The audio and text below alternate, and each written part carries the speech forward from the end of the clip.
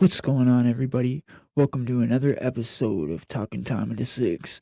All right, tonight we're going to be talking about the whole entire process from start to finish of when you get arrested to the time you get to your cell block to the time that you go to bed to the time I feel comfortable enough to go to bed. I'm going to tell you my personal story along with what you're going to learn along with my personal story what else is involved with the process. So let's get straight into this.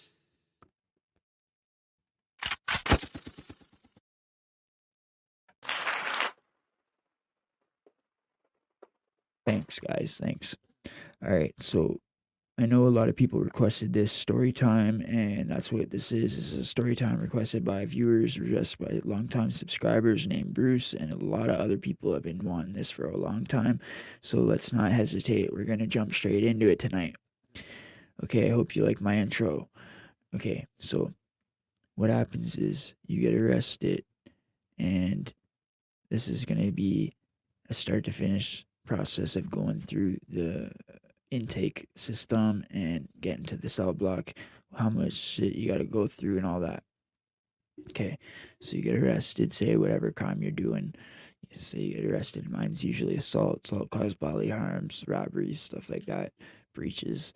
Okay, uh, so you get arrested by the officer. Usually I would get like lying about my name, being an idiot. So a lot of times I'd be on the run or on bail or something. I wouldn't want you. They found out your name anyways, though. It's just stupid. But I used to be really dumb, and I would lie about my name, and then that would get us like fighting and resisting arrest, and that's another charge, and then they add on charges. I learned from that. You can only do that so many times. You lose every time. You can't beat them if they're like arresting you and you are resisting. There's no point.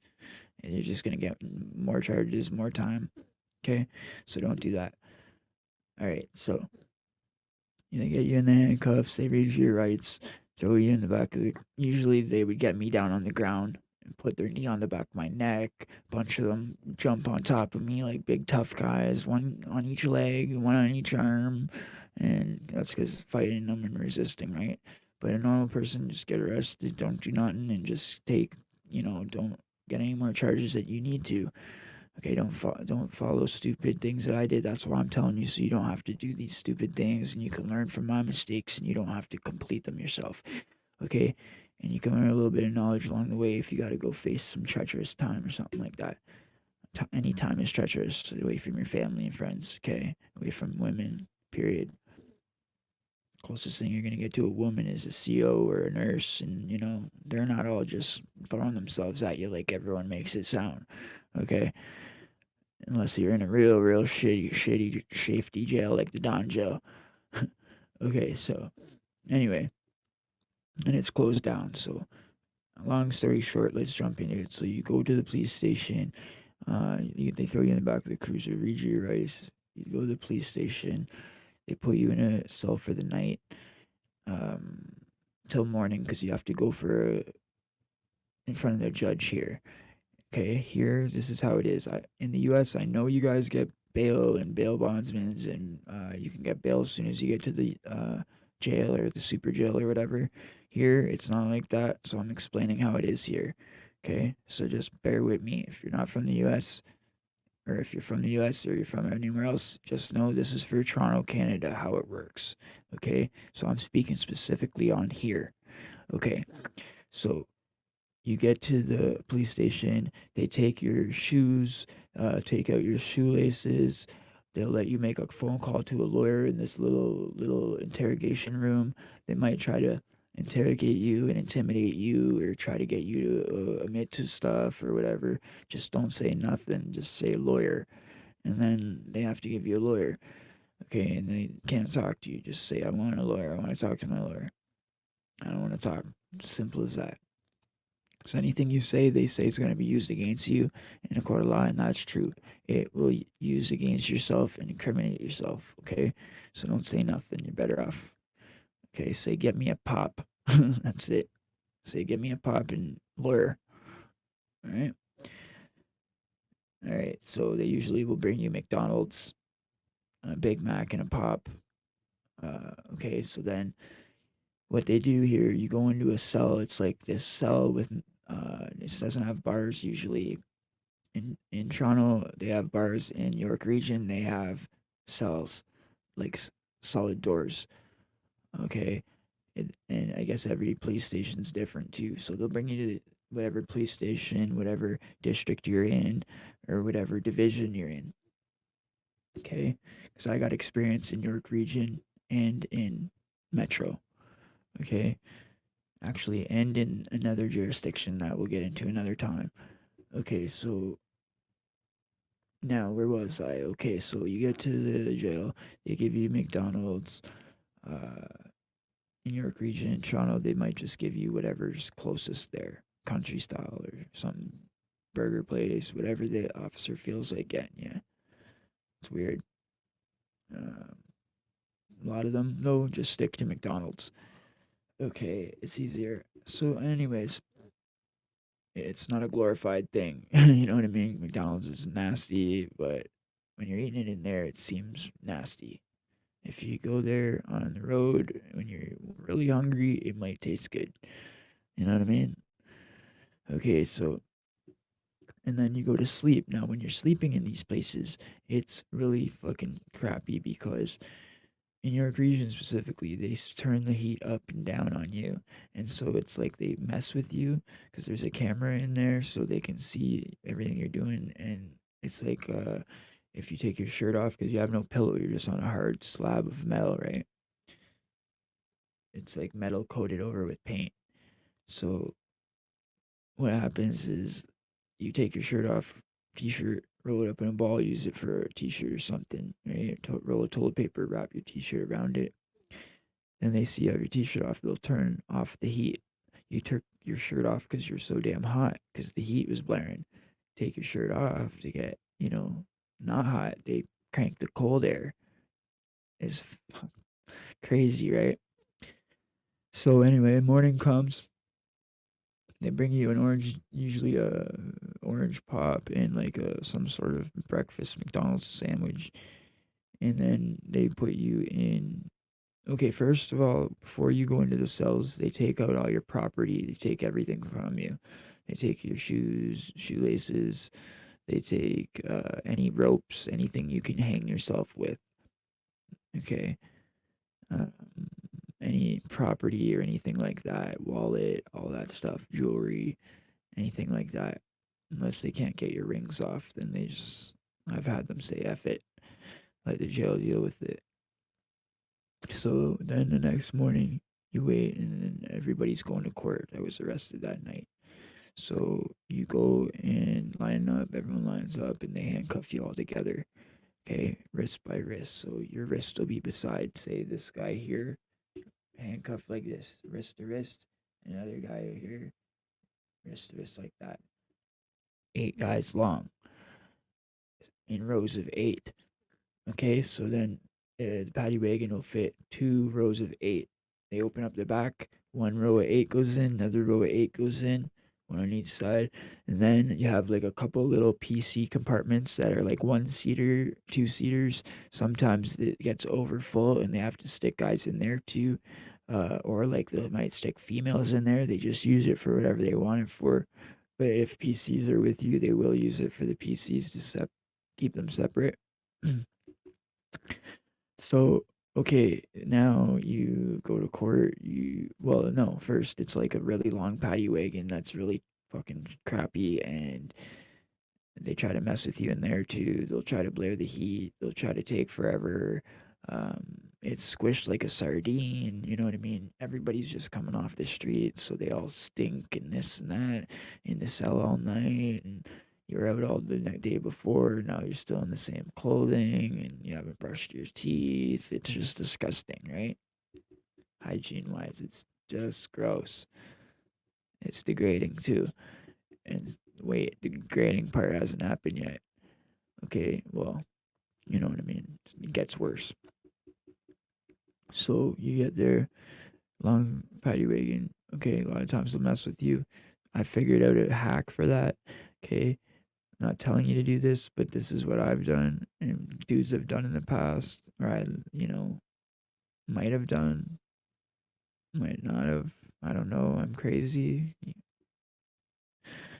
I used to cover the camera if they were messing with you too much and they're turning the heat, cranking the heat, and you want the heat off because you say the winter you got your jacket on and or whatever, you're in a hoodie or something in the fall, like you crank the heat and you're sweating to death. That's the worst thing in a little sardine can. You're all sweating, so they have to be able to see you at all times. So there's a camera in there, right at the front, so you can see all of us. Well, guess what? You put your hand up in front of that camera, they're gonna have to say, "Hey, get that hand off the camera." I'm gonna say, "Fuck you, turn the fucking heat off." And they'll say, "Get your hand off the camera now," and we'll come out. Okay, come on out. You know. And then they'll be like, all right, we're gonna shut the heat off. Take your hand off the camera." Okay, is the heat off? Yeah. Okay, take the hand off. Boom, the heat's off. Okay, we learned that one. Didn't know that one every time. I did go through the punishment of fucking heat like crazy a couple times. I didn't know about it when was real young. Okay, and I learned about it as the time went on. I seen a real OG did it in front of me, and then I, you know, took that in, and then I had that wisdom for next time. Okay, so you learn a lot of stuff, believe it or not, in there. You go in, say a freaking, you know, level one criminal, you come out fucking an ace, or you know what I mean, grad school, whatever you want to call it, criminal school, whatever. You go in a fucking petty criminal, you come out a fucking mastermind. All these stories you hear, every single guy's bit, every single guy's stories, and teaching you stuff, and it's just mental, and they think you're gonna be better after. That's all you got to do all day is fucking talk about like what you guys done and this and that and blah blah blah. I think it's good. I'm a card player. I play a lot of cards. Okay, so let's get into this. So now we get to the courthouse after this long treacherous drive, and they pull us all out. Okay, bring us into the courthouse. They pull into the garage, and the thing goes down. So you're like inside. You can't get out. There's no way you're getting out. This is like max. And then they keep you handcuffed all together until you get all the way up into the bullpen. They call it a bullpen, which is like a big cell with bars that everybody goes into. And then they have like hallways, long hallways to courtrooms and but you go up a bunch of stairs too. There might be stairs going to the staircases and stuff. Okay. And they'll shackle you if you're like me, if you got like something on your thing that says keep this guy shackled and two officers at all times. They'll shackle you. They'll shackle two, three dudes if they have to. Whoever's STG, they might shackle. You never know. Okay, so now STG is security threat group, by the way. It's like if you're like have gang ties, or if you're in a gang, or if you're like a gangster or heavy hitter. If the fucking gang squad has worry about you, okay? If you're like, I don't know, if they think investigate, or if they think you're in a gang, or if you are in a gang, or affiliated or whatever, okay? So that's how that works. And then so there's like PC down some little hallway or whatever in like a little smaller cell that only fits like a few of them. Because usually if there's like 30 dudes going to court from general pop from our specific jail, then there only might be like maybe like four PCs. You know what I mean? There's not as many. So okay, so now boom. Okay, two twos. You go into the bullpen. Everybody gets their handcuffs off. Boom. You're free. You can walk around a bit. You're just in this cage. Now it's a waiting game, waiting for your name to be called. This can take till fucking 5 o'clock. Okay, you could be at 10 to 5, be your name called. They do have a first wagon if you're called before 1. It's called the first wagon.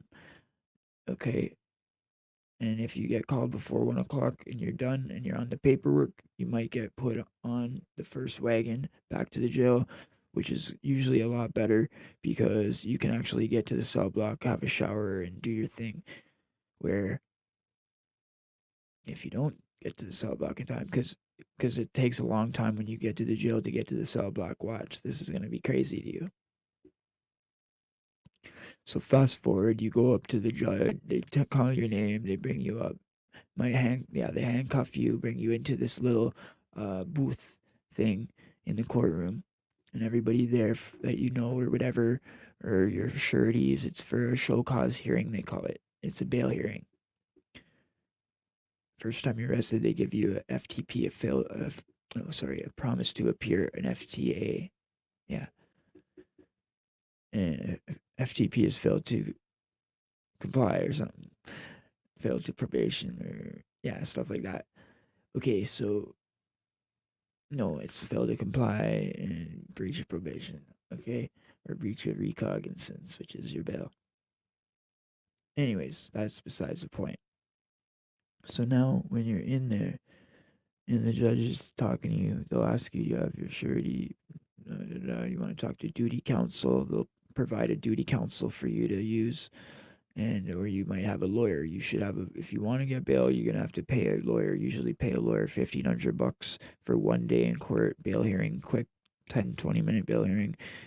And probably get you out if you don't have a bad record. You know what I mean? If it's a big charge, but if you got a bad record, it all depends on if you got a lot of breaches, a lot of fail to show up to court, a lot of fail to comply with probation, a lot of breaches of bails and stuff, they they're gonna give you a real hard time. It's gonna be very hard to get bail.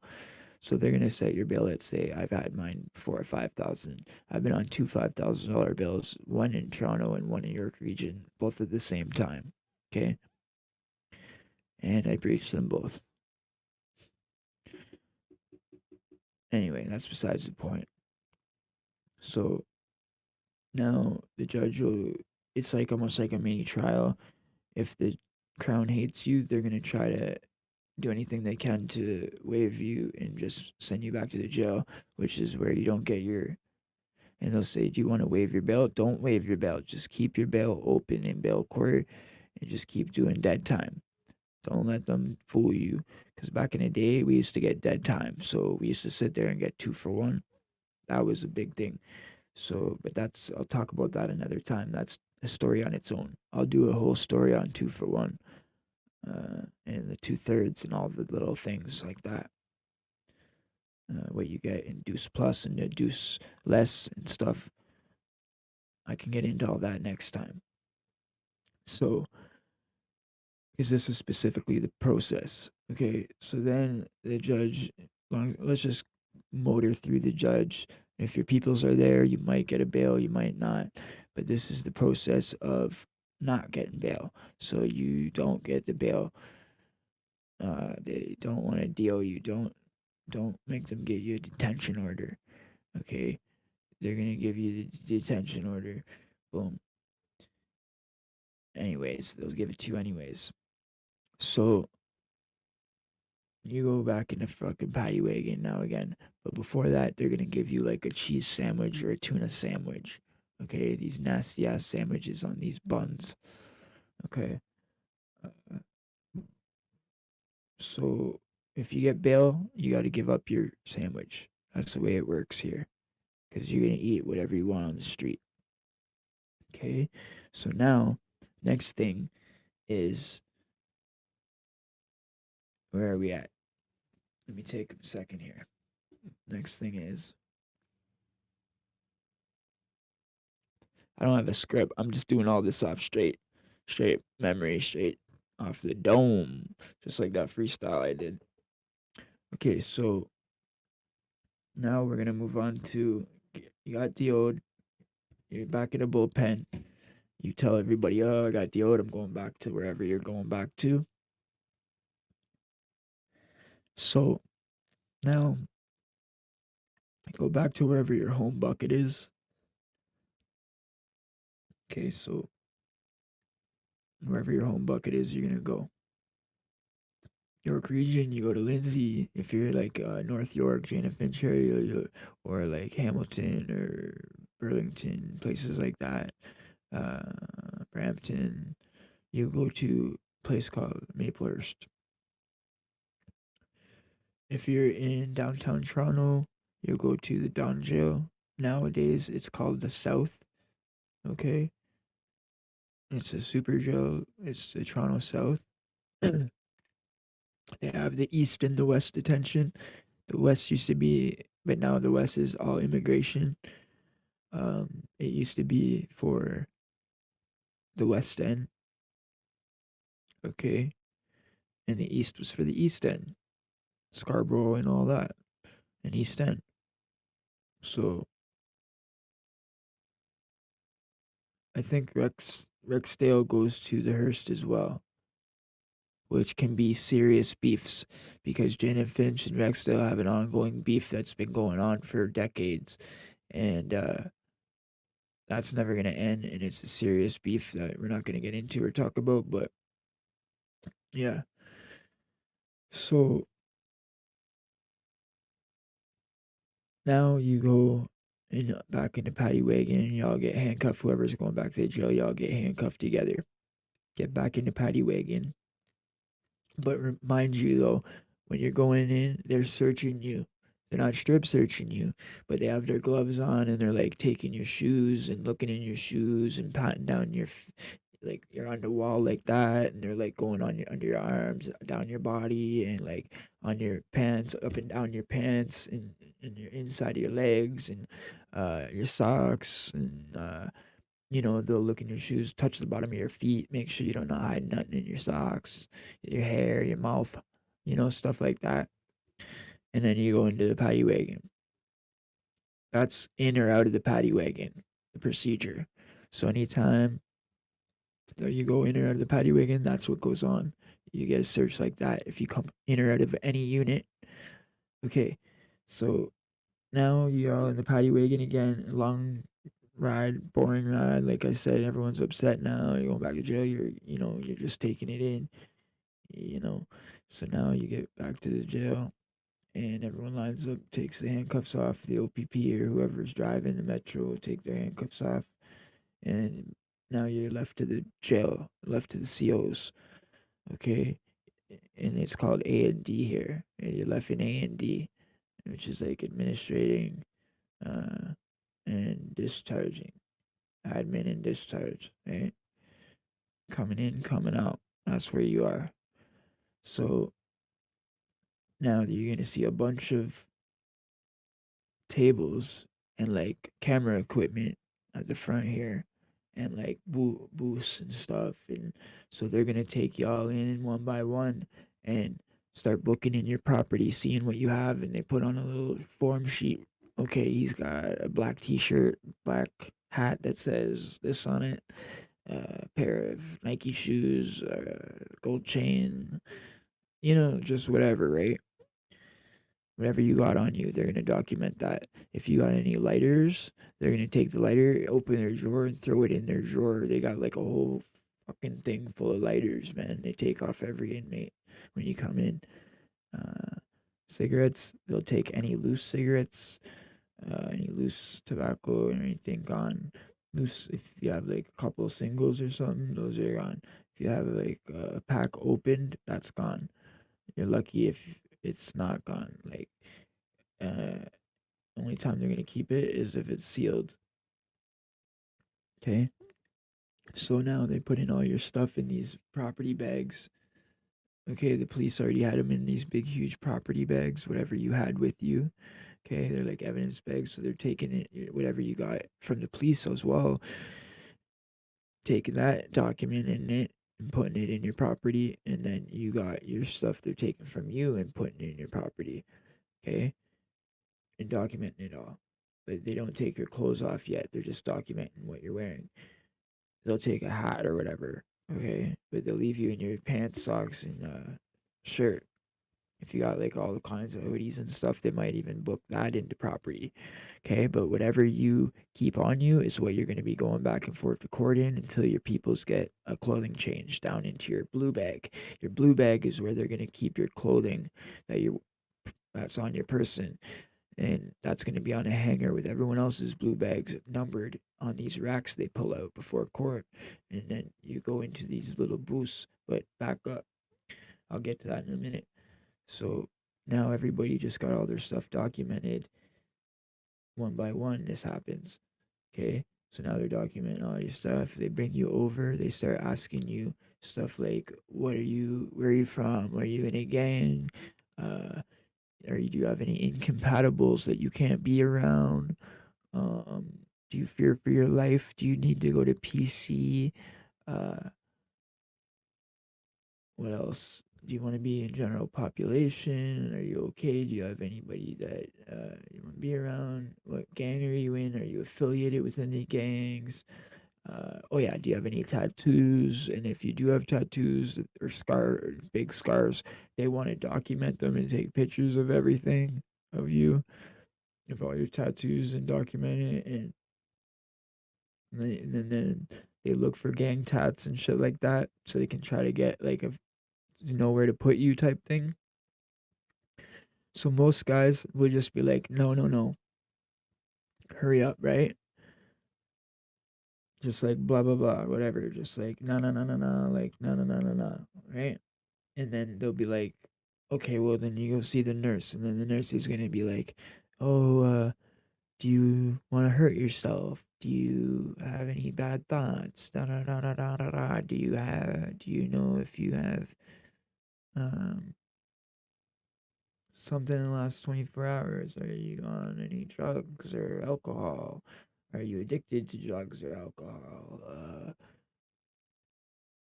Stuff like that. And then they give you this tuberculosis shot. I don't know why they do that. It's this weird thing they put in your hand or they put in your arm, and friggin' it like bumps up. It's like a little bump when they shoot it in. It's so fucking weird and it's gross. And they do this at the super jails. Um, I, I don't know. I can't remember if they did. No, they didn't do this, I don't think, at the regular jails. I'm not sure. I can't remember. I think they did. I think all the jails do it.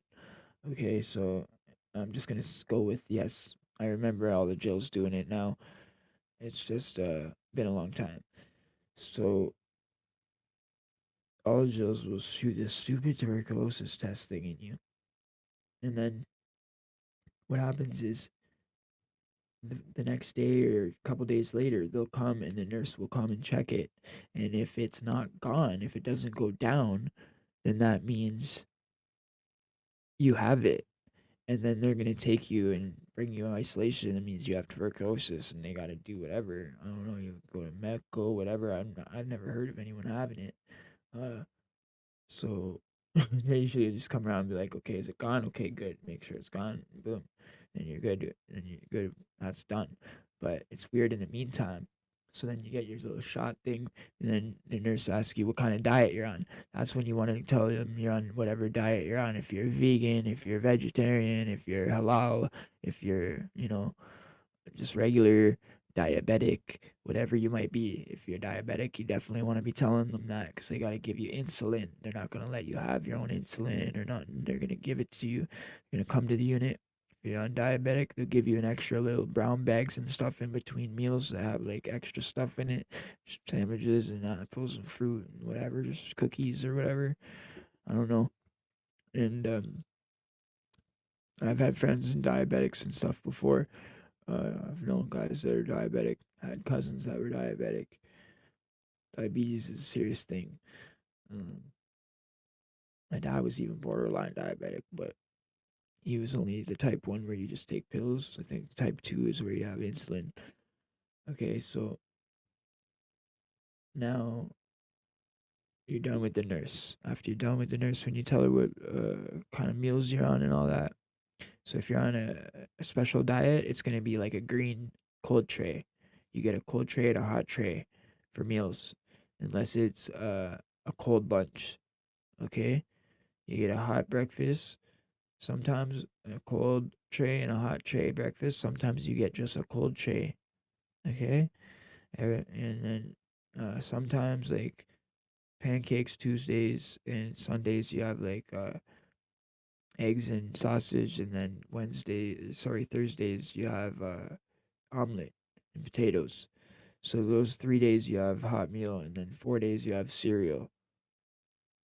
Saturday you get a bagel. Okay, so now they come around with these big huge carts for meals, right? And then the big one's hot, it keeps the stuff hot. The other one's just these trays, right? Okay, talk about food another time, 'cause this video will be too long. So okay, now you're on whatever diet you're on. If you're on a special diet, your cold trays will come green with their name on it, like like light green, not like dark green or light green. It's like a very weird green. Okay, you can't miss it. And then the regular meals are in a brown tray or beige, sometimes beige or brown. Okay, so now you're there, and now you go into this other area where you're waiting, and they come, and this is where they might come, and you wait for a while for everyone else to get processed, and then they might come and give you guys food, depending on what time it is. That all depends on what time it is, okay? If you've missed meals, or if it's just about to be meal on the unit, if you can catch the meal on the unit, if the if you can't catch the meal on the unit. So a lot of guys will be like give you the food and then make you sit there for like hours. Hours. I'm not kidding you. The COs will make you sit in there for freaking hours. Okay? Then they start calling you out after a couple hours, maybe several hours. I've seen 2, 3, 4 hours even. Okay?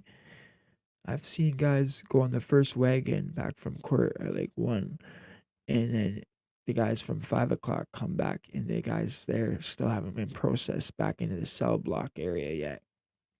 Believe that? In these areas that are disgusting, the cells that hold you, the holding cells, like in these areas, these little hallways, and they have like these holding cells with like glass, plexiglass, and like a hatch to put like stuff through that they lock and unlock. It's the same like the door for your food and all that. So what happens is it's disgusting in there. It gets so gross, like with the graffiti and like not even that, the piss. Like people don't uh take care of the toilets. Like it's disgusting. It might be the whole toilet overflowed with garbage, and I've seen all kinds of crazy things. And you can't even. And then a lot of times you wouldn't even want to use the toilet, but guys can't even use the toilet to piss. And if they do, that's even worse. And then it's just gross, man. You know, have nasty, nasty, grimy areas. But then some of them you go into aren't as bad. Okay, you can get the grimy ones. Um, and it just depends if the cleaners have been around power washing, because they come around once in a while and they'll make inmates clean and power wash this kind of stuff, clean it all. It's gross. It's a gross job, but hey, inmates do it. They got to do it. Uh, get extra food or extra things. Okay, so now, basically, what you want to know is what happens after uh they have you in that holding cell. They're gonna call your name now because they have the form. Now they have a form with your name and stuff and your picture, your mugshot, because they just took the picture. They have you booked in here now with your name, everything about you. And so now they call you one by one over to where it's the change out area. Is these little stalls that are like up to your waist, so you can't see your from your waist down. You can see from the waist up, like other people beside you, other inmates, other guys. Like the COs will be able to see you. They're in front of you. So a CO will stand in front of each person, and or he'll call one by one if he's by himself. Sometimes they do two, three, four guys at once because there's like 4 or 5 of these little stalls, and they'll call you, and then they give you your blue bag, and that's where you have your blue bag on this hook, and you take off all your stuff piece by piece and hand it to the guard. The guard checks it, even your socks. He'll check your socks, and then they give you an orange jumper, uh, a roll, they call it. A roll is a towel with 2 pairs of socks, 2 pairs of gel blue boxers, and 2 orange t-shirts. A lot of times you get gypped and you get 1 orange t-shirt, sometimes maybe 1 pair of socks, maybe, all depending. Okay? Now, I like to get a good Chris sauce, but that's just me. So I'll like try to like, yo, CO, give me a Chris one, give me a new one. If not, I'm getting one from the cleaners or the servers. I'm buying it. I'm gonna get the cleaner, whoever does in laundry, to get me one in the next week or so. I'm gonna get on and I'm gonna get my groove, you know. I'm gonna be me. I'm not gonna let them deprive me and make me wear some potato sack jumper. You feel me? That's what they'll try to do to some dudes. Like, what size are you? Oh, large. Okay, we don't have large. Here's a 3X. Like, just mess with dudes. You know what I mean? I don't let them play me like that. You know, it's ridiculous. Give you the oldest, grimiest pair of shoes, stuff like that. Nah, CO, give me a new pair of shoes. You know what I mean? If it's a female CO, it's a lot easier. You know what I mean? You can flirt with them, whatever. And then, it all depends if it's a cool CO or if it's a fucking asshole, right? So anyway, it really don't matter at the end of the day. You're locked up. Who gives a fuck, right? But you got to keep your pride at the end of the day. Hygiene is a must. Okay, I'm a clean freak OCD. All right. So now they change you. You put all your clothing into this blue bag, and they put the blue bag with your number on it. You gotta remember your number. They'll have it down on the thing, but you just remember your own number. You don't got much to do. You not much to remember. Okay, and then the Salvation Army or whatever might come around and give you these little red address books, little beige memo books, and you can write in and your phone numbers and stuff like that, and mark the days off and stuff. Guys will shade out the calendars because they're so small. It's like a little mini book, but it's got the on the inside of the little, you know, it's like yay big. And the inside of the first page is like the 2 year calendar or whatever. Okay, so anyway, now you're in your orange. Now you're in your orange jumper and everything like that. So they give you your blanket and your mattress. Okay. Now they put you back in the freaking area to wait for the other guys to finish. If they have a whole whack of dudes, right? So now I've seen it where you go back in and wait. You won't get the mattress yet, though. Sorry. You'll get what I just said. You'll get your roll and everything like that, and your blanket. Or you might even get the blanket from laundry when you get to the unit. Watch. Okay, so now you stay in your little area, in this little bullpen area again. It's like moving down this little hallway, right? Okay, so now finally there's gonna be a CO that's gonna eventually come and call you, and you don't know when it's gonna be. They're just gonna do it on their own time. And guys like get mad because you'll be sitting there for hours and you never know when it's gonna be. It's the worst thing ever. When you've been in there a while, it's fucking annoying. Like at first you're wondering what the fuck is going on. Anyway, so now you're waiting. They call you finally. You go in a line up to the unit. You're all walking into the unit. Now you're walking down these weird hallways and Sallyport areas. They're opening up doors and closing them behind you. These long hallways and go into another big circle area that has like a control room in the middle, and that's the pod. And that's well, first you'll be in an area like that has like all these spider web hallways branching off into like a web, and that's all these little hallways that lead to pods, right? And they'll walk you through a metal detector first around that area. Okay. And then there's this thing called a Bosch chair where you sit on. It's for a metal detector for if you got anything up your ass, any metal or whatever, or razor blades in your mouth. You got to go up to the thing and you go like this, put your chin on it. There's like a little target thing that they sit there where they want your chin. And you put your chin and you got to roll your cheek like this and roll your cheek like that. Okay, and then you sit on it like that on your butt, and then you gotta get up. You gotta get up, turn around, and go on it on your knees, like this, for example.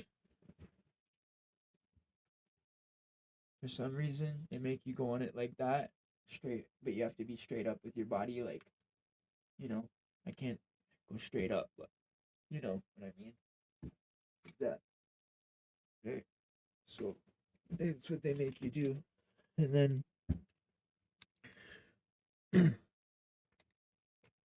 okay, so yeah, so that's what they make you do, and then after that, what happens? Okay, after that, they're gonna bring you down the last little hallway thing, and then you're gonna come out into where whatever pod you're gonna be on.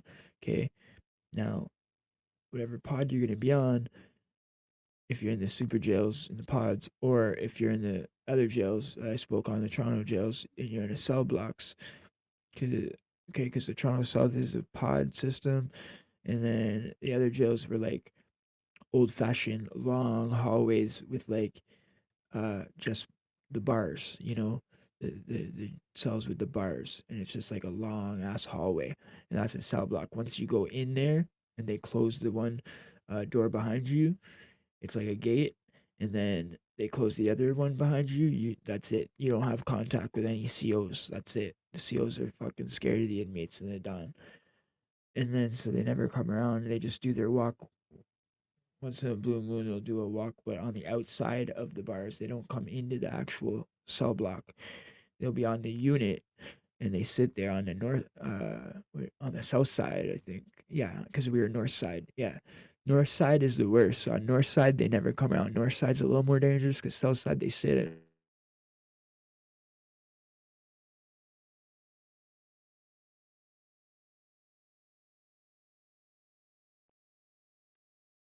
But anyways, to wrap this up, you anyway, you go into your unit after there'll be another CO come out and take you from those officers. It's the COs that are working on that specific pod.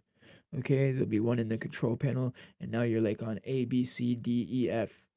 Okay, there's like A, B, C, D, E, F in a circle, and then off to here is like a little concrete yard, and then over here is a little program room thing, and here is like laundry, and then here is like a little CO desk thing.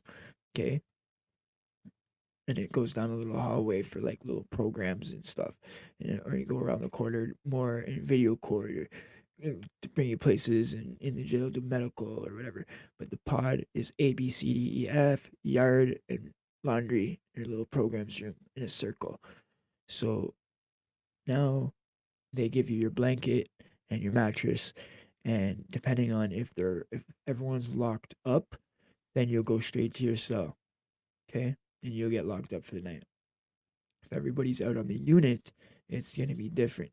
You're gonna go in, everyone's gonna be looking at you. You want to put your stuff in front of your cell and say what cell you're in, find out who your cellie is, or if you have a cellie or whatever, and introduce yourself.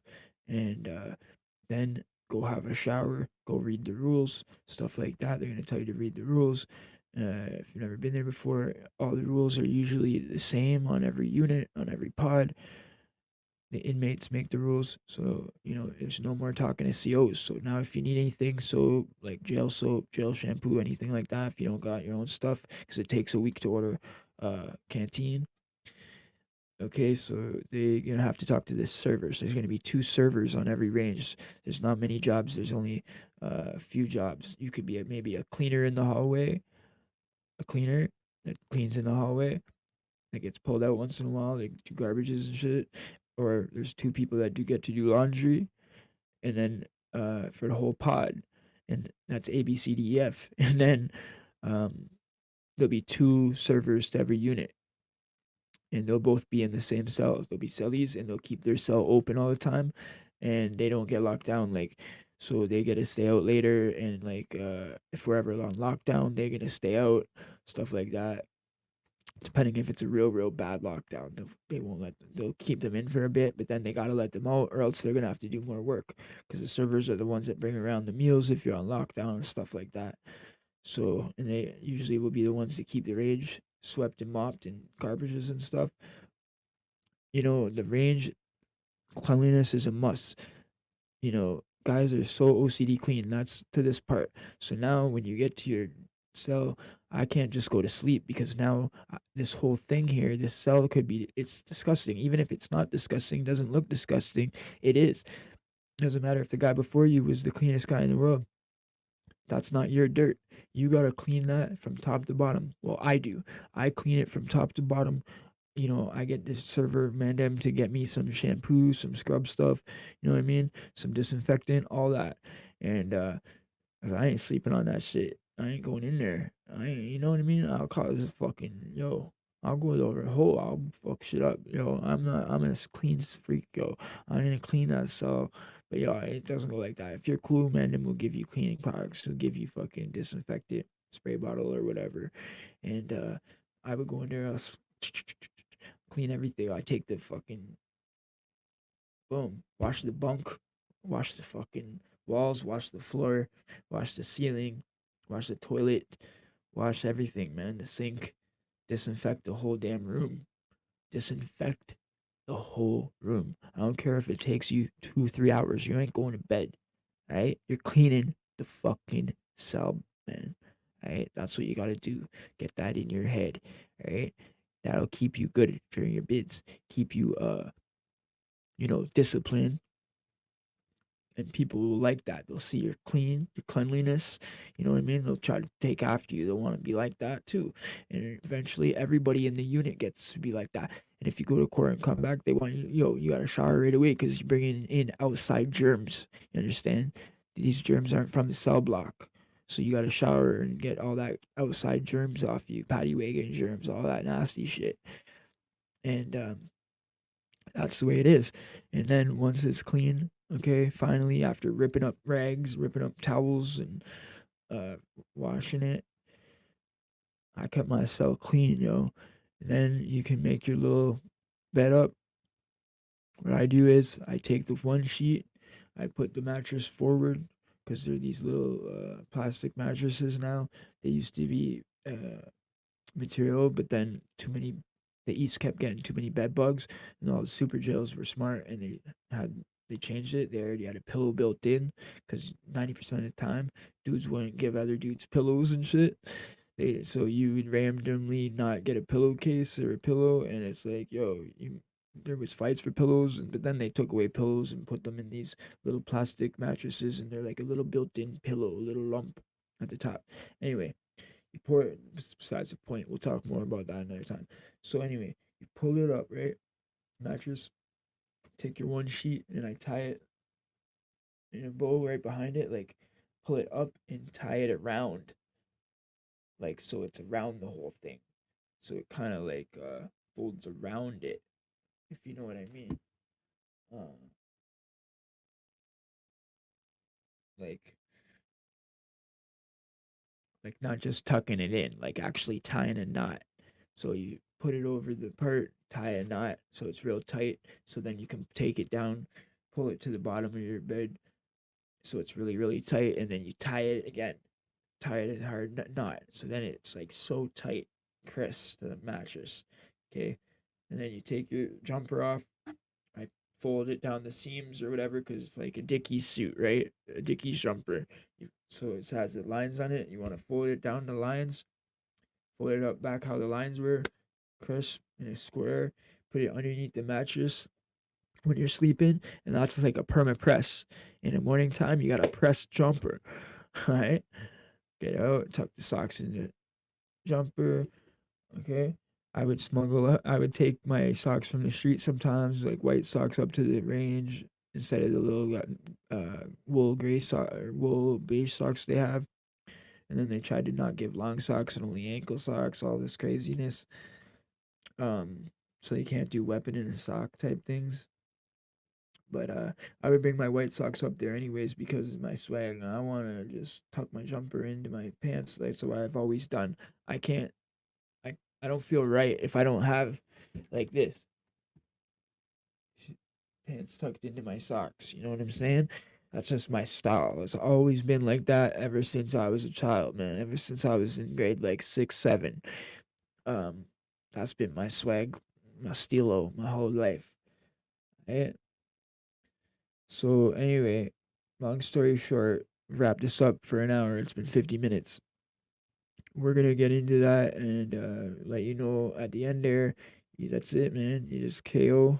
And you have to start your bid programming. You know, see how your bid goes. You know what I mean? Tell people where you're from, where you're at. They're gonna want to know if you got anything up your ass. They're gonna want to know the whole 9 yards. They're gonna want to know where you're from, where you've been at. They're gonna want to know your name, your nickname. They want to know your mama's name. They're gonna want to know your what you're in here for. And people say you're not supposed to ask that, but they want to know if you're solid or if you got a bird in here, you know what I mean, or a rat or a fucking snitch or a weirdo. You gotta know. You gotta know who you're living with.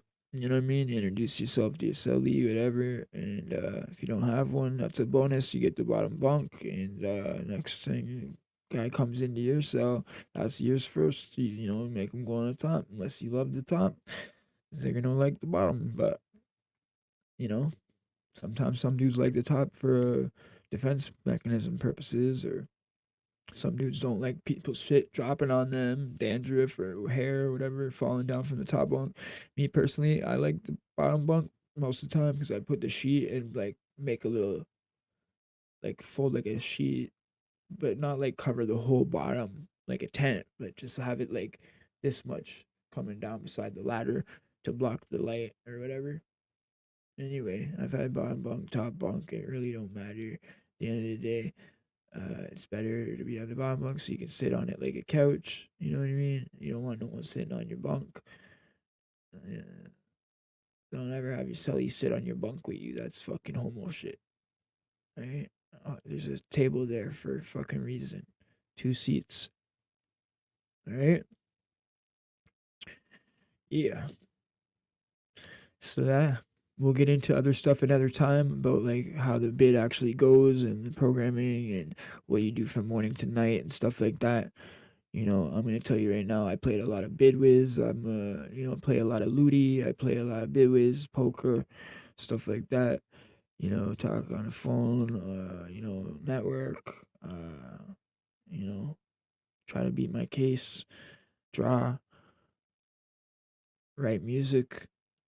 You know, keep your mind right. Hygiene is a must. Freedom is a must. I We'll see you in the next one. I hope you enjoyed this one on the process. Story time. LTF. You know what it is. Alright, y'all.